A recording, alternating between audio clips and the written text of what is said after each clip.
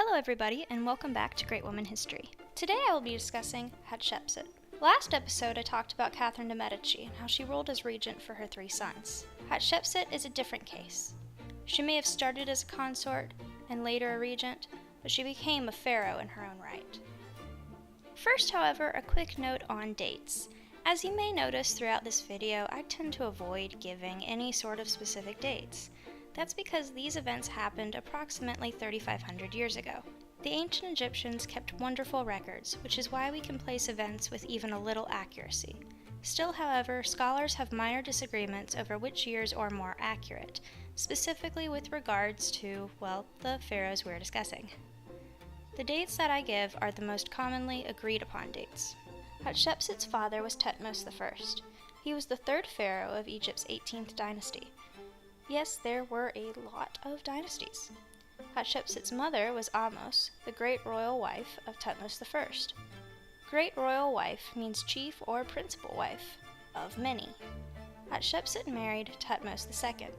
He was the son of Thutmose I by a minor wife named Mutnofret. So if you didn't catch that, both Hatshepsut and Thutmose II were children of Thutmose I. In ancient Egypt, brother-sister marriages were common to keep the bloodline pure. Yeah, it's gross. Examinations of mummies show the negative effects of the incestuous marriages. For example, the famous King Tut died of a bone disease that was passed to him through inbreeding. At least Hatshepsut and Thutmose II were half-siblings, so that's a little better, I guess. When Thutmose I died, his son Thutmose II became pharaoh. Hatshepsut was Thutmose II's great royal wife and gave birth to a daughter named Neferu. Hatshepsut could not have any more children, but she was not his only wife. Iset gave birth to Thutmose II's son, Thutmose III.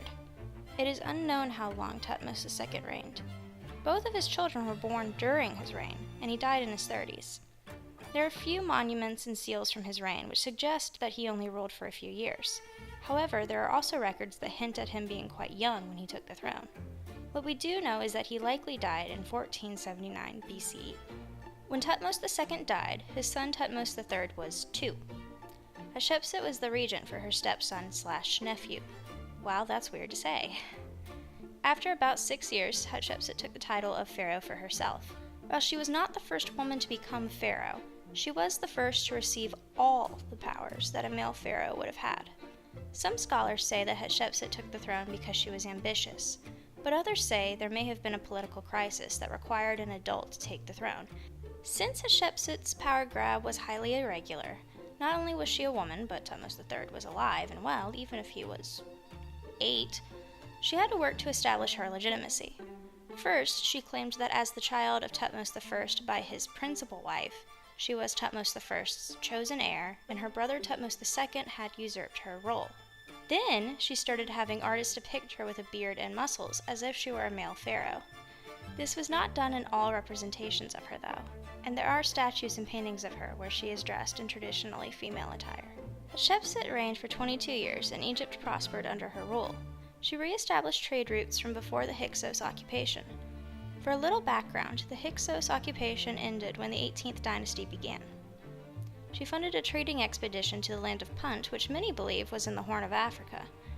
She had a peaceful foreign policy, which allowed Egypt to trade with neighboring civilizations rather well. Hatshepsut knew how to spend the money that her trade routes brought in. She undertook many building projects, such as the obelisks at the Temple of Karnak, the Chapelle Rouge, the Temple of Pakhet, and her own mortuary temple. Hatshepsut died on January 16, 1458 BCE. While there is no contemporary written record of her cause of death, archaeologists believe they have identified her mummy. By examining the mummy of a woman archaeologists believe to be Hatshepsut, scientists have determined that Hatshepsut died in her 50s of bone cancer. She was succeeded by her stepson Thutmose III. Late in the reign of Thutmose III, and early in the reign of his successor Amenhotep II, there was an attempt to erase the memory of Hatshepsut's reign. Statues were torn down and smashed. Obelisks were walled up, and images of her were even chiseled off stone walls. While historians are uncertain as to why her monuments were desecrated, there are several theories. Many used to believe that Thutmose III tried to erase the memory of Hatshepsut because he resented her for usurping his throne for so many years. While this was the prevailing belief for many years, it has its problems. and is largely considered to be inaccurate today. First, Hatshepsut trusted Thutmose III as head of her armies. If Thutmose III had wanted to take the throne from her, he easily could have, but he didn't.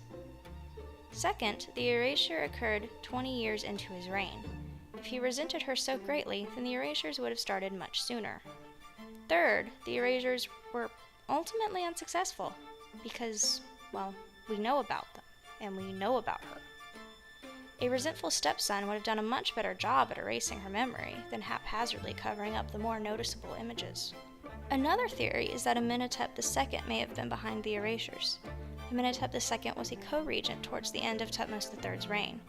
Evidence shows that Amenhotep II would eliminate powerful titles and roles for women in Egyptian government. Evidence also shows that he claimed some of Hatshepsut's accomplishments as his own. The next theory is known as the Tildesley hypothesis, named for the archaeologist who thought of it, Joan Tildesley. Tildesley has theorized that Thutmose III committed the erasures to clear up records of the succession.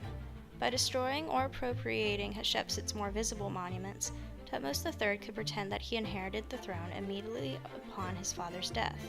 Hatshepsut would then simply be seen as regent, which was the expected and at the time appropriate role for a woman. Yes, even the ancient Egyptians were sexist, despite the fact that women were quite present in government and could own property, unlike a lot of their, other women throughout history. Tildesley has theorized that the memory of Hatshepsut as a strong and capable ruler in her own right could make the women of Egypt less likely to accept their lesser roles in life, and that's why the erasures occurred. Regardless of the motive for the erasures, there is one thing that is glaringly obvious. We know about her now. In the 1800s, Egyptologists, yes, that is a thing, they study ancient Egypt and it's pretty cool, were studying the hieroglyphs on the walls of Deir el-Bahri. They were confused, as am I when I try to pronounce that. The hieroglyphs depicted Hatshepsut as a bearded king. The pronouns used were feminine. Egyptologists could not reconcile who this female pharaoh was, and would fight bitterly about her. As more information was uncovered in the 1900s, people learned the truth. There had been a woman who ruled Egypt as pharaoh. She ruled for 2 decades. Then someone tried, and in the grand scheme of things, failed to erase her from history. And that concludes the 6th episode of Great Woman History. Come back next time to learn about Mary Wollstonecraft. If you enjoyed this video, then please like and subscribe. If there is any particular woman that you would like for me to do an episode on, then please mention her in the comments below. Thank you.